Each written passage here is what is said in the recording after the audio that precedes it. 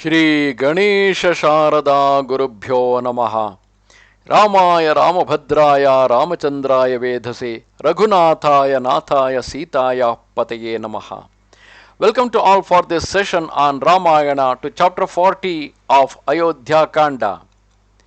In the previous chapter we saw Rama, along with Sita and Lakshmana, had all completely prepared to go on exile, and he also consoled his father, his mother Kausalya, and all other 350 wives of Dasharatha who are consorts of Dasharatha, happens to be the mothers of Sita, mothers of Rama, and then he is about to leave for the forest.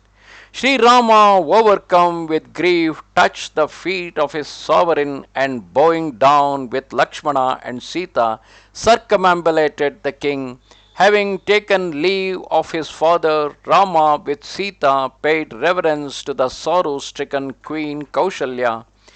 Then Sri Lakshmana bowed before the queen Kausalya and embraced the feet of his mother Sumitra. His mother, weeping, desiring her son's good, blessed Lakshmana and said, O my son, Sri Rama was born of Queen Kausalya for the protection of the world, and I have borne you so that devoted you be devoted to Sri Rama. You should accompany him to the forest. O my son, do not neglect the service of Sri Rama. O sinless one, whether in fortune or in adversity, regard him as your life. It is the duty of the good to be subject to their elders. The tradition of your dynasty is the giving of charity, the performance of sacrifice, death on the field of battle, and implicit regard for your elders.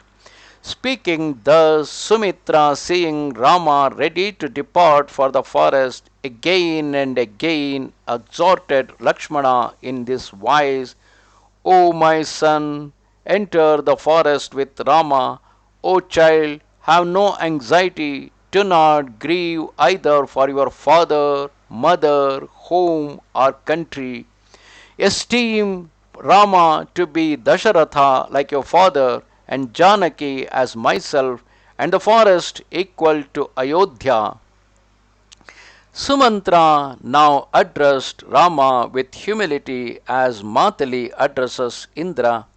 O illustrious prince, be pleased to mount the chariot. I will take you wheresoever you desire. Let the period of your exile enjoined by Kaikeyi begin today. Then the beautiful daughter of King Janaka, adorned with the jewels bestowed on her by the king, cheerfully mounted the waiting vehicle which shone like the sun. Sri Rama and Lakshmana also swiftly ascended the chariot enriched with gold and weapons. Having regard to the period of exile, King Dasharatha had bestowed on his daughter-in-law robes and jewels, and ordered arms and mantra-charged weapons, armor and shields to be placed on the chariot. Seeing that all were mounted, Sumantra set the chariot in motion, guiding the horses swift as the wind. Rama having started for the Dandaka forest, the whole city, young and old, men and women, soldiers, elephants and horses, distracted and full of indignation and distress, became as beings demented. The loosing of elephants and the loud neighing of horses filled Ayodhya with tumult and ferment. Young and old, distraught, ran after the chariot of Rama as men overpowered by the sun plunge into the water.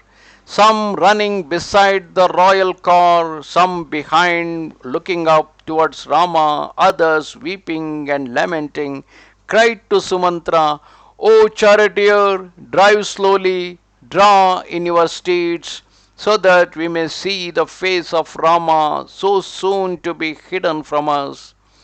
Surely the heart of his mother must be made of steel, that it did not break on seeing the godlike prince departing for the forest. Great indeed is Sri Sita, who follows her husband like a shadow, as the light of the sun that never forsakes the Meru mountain. O Lakshmana, perfect are you, constantly serving your amiable and godlike brother. This is perfection, this is prosperity. Thus to attend your brother is the way to heaven. Thus lamenting, following the chariot of Rama, the people could not restrain their tears. The afflicted and wretched monarch, King Dasharatha, overcome with grief, coming forth from the palace barefooted, surrounded by his queens, cried out, I must again behold my beloved son.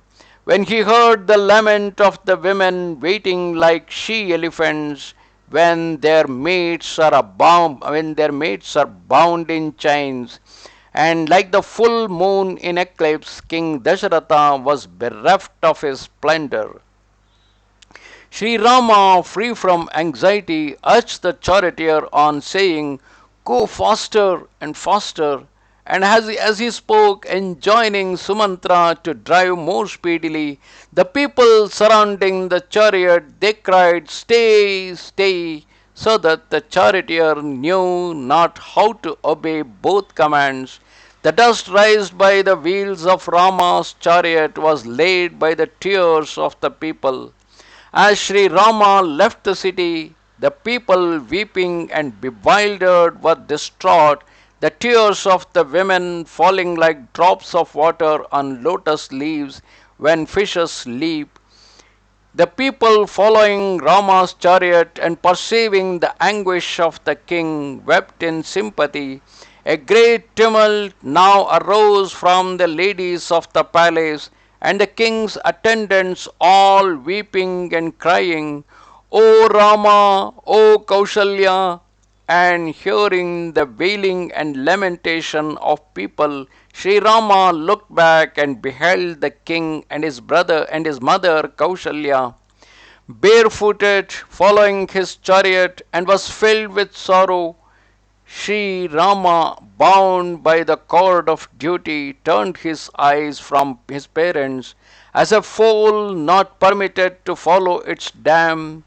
Perceiving his royal parents unacquainted with suffering, worthy of excellent chariots, running barefooted towards him, he said to Sumantra, Drive on speedily, unable to bear the sight of his parents' distress, as an elephant is unable to bear the goat. His mother Kausalya, trembling and tottering, ran towards him like a cow hearing the cries of her calf that has been bound, crying, O Rama, O Sita, O Lakshmana. Even the king calling, Stay, stay to the charioteer, with Rama crying, Go forward speedily, caused the heart of Sumantra to be riven like one standing between two rival armies. On this, Rama addressed him, saying, On your return to the palace, when charged by the king with disobeying his commands, do yourself say, Amid the noise of the rolling wheels, I was unable to hear. Further delay will prove calamitous for everybody here. Sri Sumantra, regarding the words of the prince, signaling the people following to return, urged the horses on.